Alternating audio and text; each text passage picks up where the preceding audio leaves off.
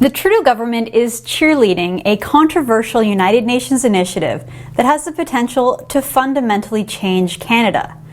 It's called the Global Compact for Safe, Orderly, and Regular Migration. And UN representatives are meeting in Morocco on December 10th and 11th to discuss and to adopt this global agreement.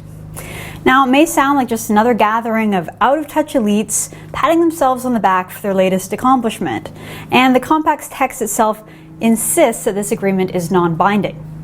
But the ideas proposed in this United Nations Migration Compact are not your run-of-the-mill aspirational pledges. This UN Compact is unprecedented and it is truly radical.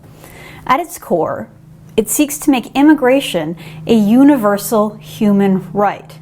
Here, this is from the document's preamble, quote, "Refugees and migrants are entitled to the same universal human rights and fundamental freedoms, which must be respected, protected, and fulfilled at all times," unquote. The agreement doesn't simply apply to bona fide refugees, those who are fleeing war and persecution, those whose governments have just failed to protect them. This compact applies to all migrants.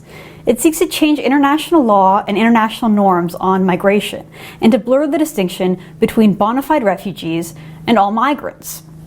Now, as opposed to refugees, migrants are people who are simply looking for better opportunities, better economic opportunities, and who have often failed to do so according to a country's established immigration rules. This compact stops just short of saying that every person from around the world has the right to come to Canada and become a Canadian citizen. Citizenship would no longer be an honor or a privilege, it would become a right. And it gets even worse. Alongside describing a world with basically no borders and no meaningful citizenship, the document includes a particularly disturbing section about the media.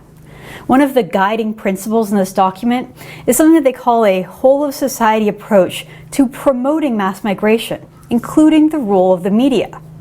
It calls upon governments to, quote, "promote independent, objective, and quality reporting," unquote.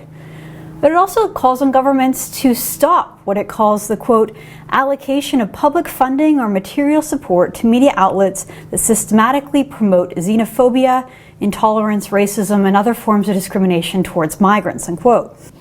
Well, so much for a free press.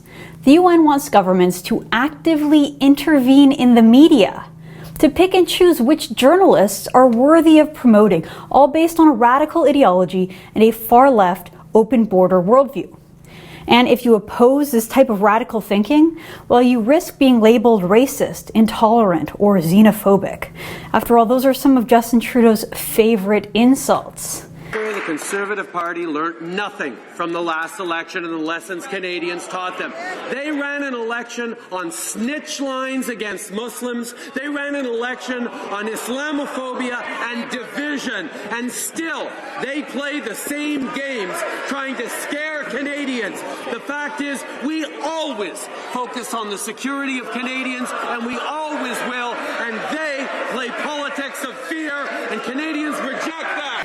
Is this what the Trudeau Liberal government had in mind when they unveiled their new $595 million media slush fund? The Prime Minister and his top officials are known for name-calling. They're known for attacking anyone who disagrees with their dogma on immigration, diversity, and multiculturalism. Liberal officials frequently accuse their opponents of being intolerant, being xenophobic, and racist, all for raising legitimate concerns about illegal immigration, border security, or terrorism. Sadly, has chosen the language of fear and division. They've chosen to intentionally use language that could potentially criminalize asylum seekers in the minds of Canadians. It's irresponsible, it's divisive, it's fear-mongering, and it is not Canadian. Are these accusations going to be tied to funding decisions for the media? Will recipients of Trudeau's media slush fund be prohibited from criticizing open borders and mass migration? Will funding be tied to an attestation to promote UN propaganda? The Trudeau government has played a leading role in advancing this United Nations scheme. Two Trudeau government cabinet ministers admitted so much in an article that they wrote back in September in Maclean's magazine. Here is a quote from that article.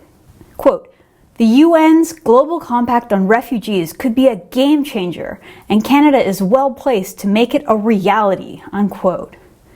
This dystopian UN plan seeks to erase borders, destroy the concept of citizenship, undermine the rule of law, and circumvent Canadian sovereignty. It could also have a chilling effect on free speech and the freedom of the press. It could change what it means to be Canadian and prevent media from criticizing these fundamental changes. Look, several of our allies, including Australia, the US, and Israel, have already pulled out of this disastrous UN compact. Around the world, political leaders and respected journalists are ringing the alarm bell.